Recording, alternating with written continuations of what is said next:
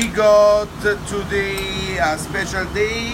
The name is Kaunjo. Well, actually, is a dish which they make it when there is a newborn in China. You see, there is a black eggs with vinegar, black eggs, and ginger.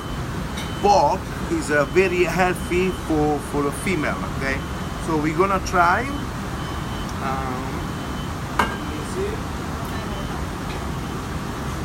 Let me see the taste. Okay. Wow.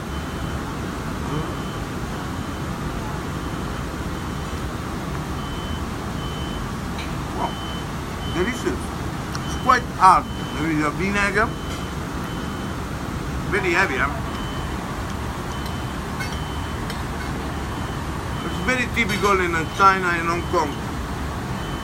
Let me try the pork.